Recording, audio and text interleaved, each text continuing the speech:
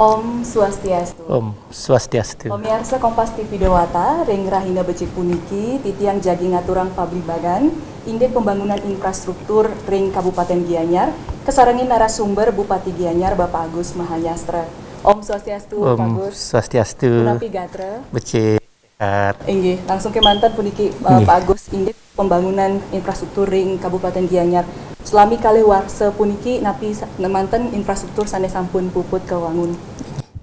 Sedurung titi yang menyampaikan perindekan infrastruktur ring Kabupaten Gianyar. Terlebih dahulu pamirsa sareng sami masyarakat Gianyar lan Bali sane wong yang titiang izinkan titiang menyampaikan sebelum titiang memprioritaskan ring infrastruktur maupun bidang-bidang lainnya, kita harus berbicara dulu tentang anggaran. Begitu titiang mengawali sebagai bupati dilantik pada tanggal 20 September 2018, kita harus melihat anggaran dulu. Di mana hal prioritas yang titiang lakukan adalah satu, menggenjot pendapatan, kedua, efisiensi daripada pengelolaan anggaran yang ada, ketiga, memperbaiki sumber daya manusia, birokrasi itu sendiri. Nah, titiang masuk dengan PAD 600 miliar, begitu tahun pertama titiang sudah naikkan di atas 1 triliun. Dan itu kenaikan yang cukup signifikan, namun harus terukur, tidak boleh angkanya saja. Sehingga titiang per sektor, bahkan per wajib pajak. Nah, setelah kita dapatkan angka, baru kita prioritaskan daripada apa saja yang akan kita bangun. Pertama, kita memilih yang wajib, janji sebagai bupati yang wajib dulu, yaitu bagaimana bidang pendidikan, kesehatan, maupun sumber daya manusia. Di bidang kesehatan, kita bangun rumah sakit Sanjiwani yang merupakan rumah sakit daerah kita dengan anggaran berkelanjutan sampai 300 miliar. Nah, yang kedua, kita bikin rumah sakit lagi satu, karena geografis Kabupaten Gianyar ini jarak antara Gianyar Utara dengan Gianyar Selatan itu cukup jauh, yaitu dari Tampak Siring, Payangan, Teglalang, menuju ke rumah sakit Sanjiwani, itu ada ubud yang cukup krodit. Nah, sehingga kita bangun rumah sakit lagi satu. Nah, kedua, di bidang pendidikan, kita bangun sekolah-sekolah. Sekolah SMP sudah 3 kita bangun. Yang baru, SMP negeri di Sukawati, SMP negeri di Bone, SMP negeri lagi satu di Sukawati lagi satu. SMA kita ajukan lagi 2 dan Astungkara tahun ini sudah diwujud oleh Pak Gubernur. SMA negeri 2 Gianyar, SMA negeri Sukawati. Sekolah dasar yang baru kita bangun. Nah, di tingkat pendidikan maupun sumber daya manusia, clear Astungkara dalam 2 tahun terakhir tidak terjadi kita lihat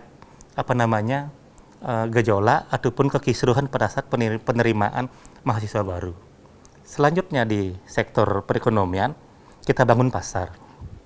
Begitu orang datang 15 tahun lalu ke Gianyar, dia akan menyaksikan kok tidak ada perubahan di Kabupaten Gianyar ini. Karena pasarnya itu sangat jorok sekali. Kalau ibu datang ke sana, kalau hujan airnya hitam, kalau jalan bau, krodit, tidak nyaman, dan memang tidak layak untuk sebuah pasar yang terbesar yang dari Kabupaten Gianyar yang menampung 1.800 pedagang. Nah, susah membangun pasar. Bahkan di beberapa tempat, orang ataupun bupati, wali kota yang bangun pasar, setelah pasarnya kebakaran baru dia bisa bangun. Nah, kita di Gianyar, kita undang pedagangnya, kita ajak dia makan, kita ajak diskusi, bahwa ini adalah satu sektor sentra ekonomi yang harus kita cepat perbaiki.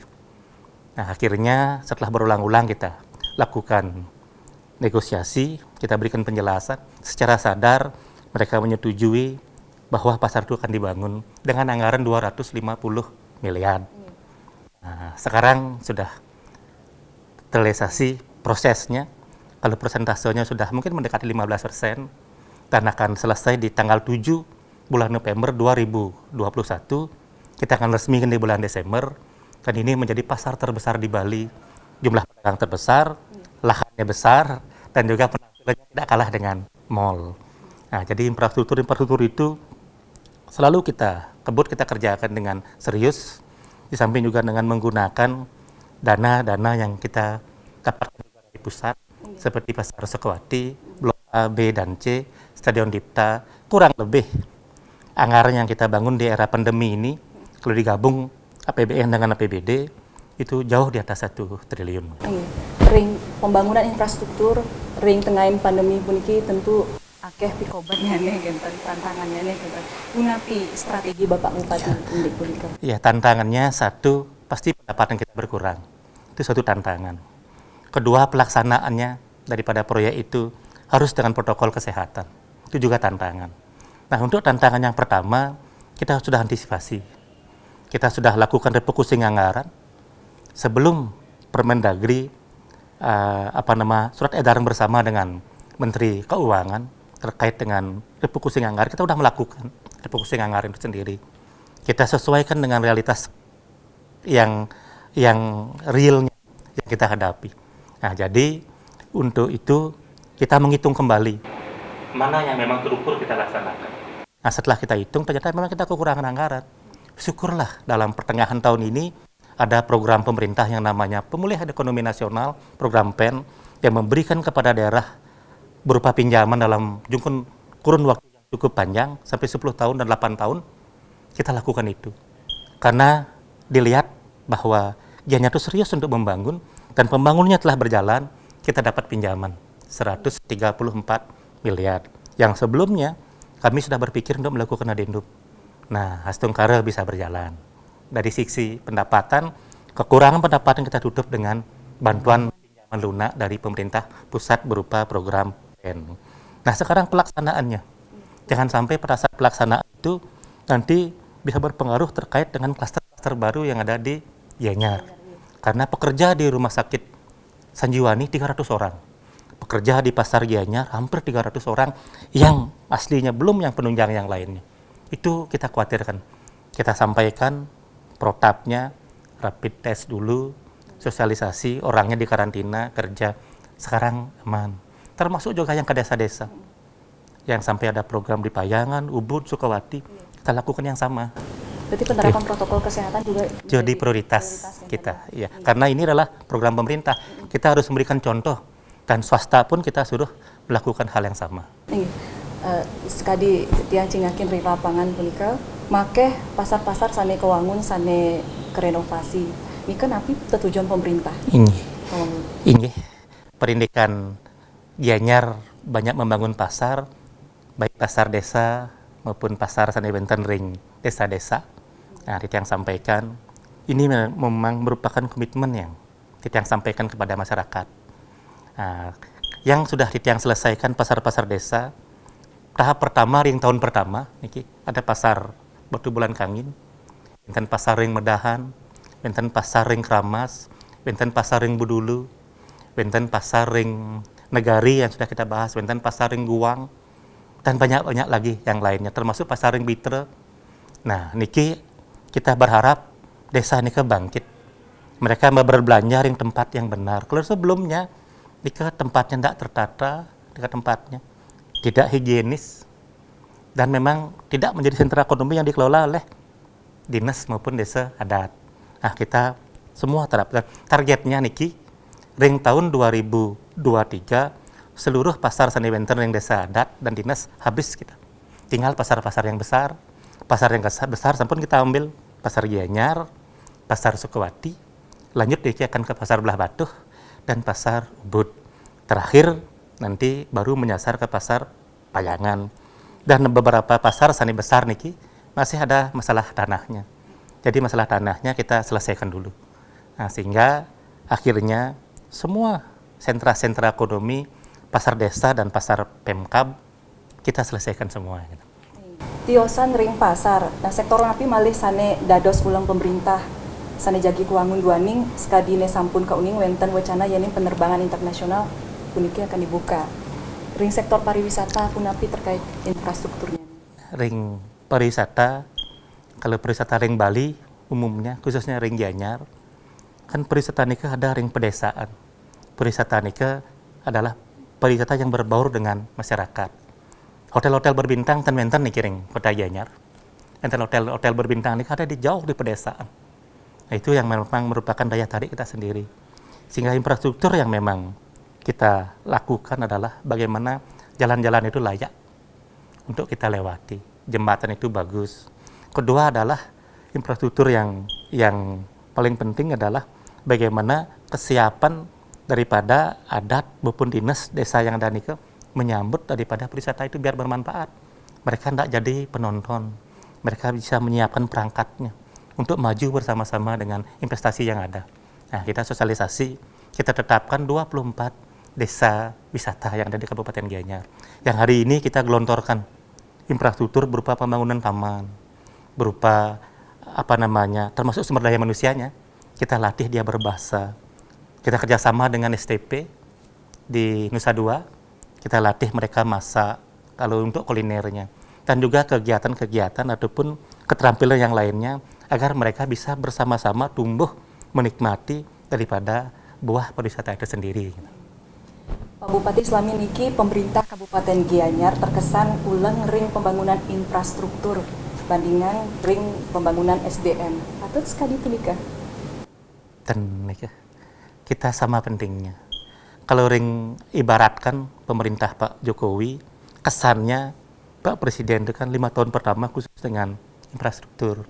Sekarang di periode kedua baru dalam visi misi beliau menyampaikan akan fokus ke sumber daya manusia. Kalau titiang ring Gianyar, titiang berjalan beriringan bersama-sama, sama pentingnya penguatan sumber daya manusia niki dengan infrastruktur yang kita bangun. Buktinya, ring tahun pertama sekolah SD kita bangun, SMP 3 buah SMP kita bangun negeri, SMA kita usulkan. Dan juga kerjasama dengan universitas kita laksanakan.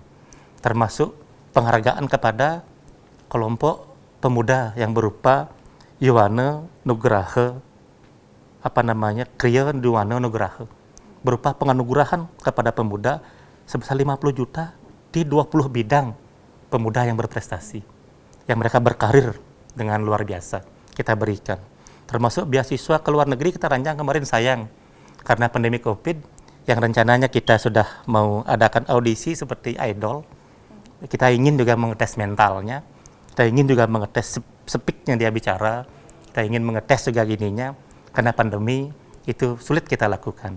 Kita lakukan itu juga, mudah-mudahan di tahun 2021 kita bisa jalan. Kita juga mengejar CSR dari perusahaan-perusahaan besar khusus untuk sumber daya manusia. Dan termasuk juga kalau di kalangan birokrasi, kita sekolahkan. Yang sebelumnya SMU menjadi sarjana, yang sarjana jadi S2, termasuk kita berikan program-program pelatihan, mereka lebih terampil, kita adakan outbound untuk kebersamaan. Jadi ini adalah sumber daya manusia yang kita tingkatkan. Jadi tetap konsennya juga tidak hanya... Tidak konsen kepada infrastruktur saja, juga kita fokuskan untuk sumber daya manusia. Buktinya IPM kita yang sebelumnya agak stagnan, kita sekarang sudah menempel Badung dan Denpasar.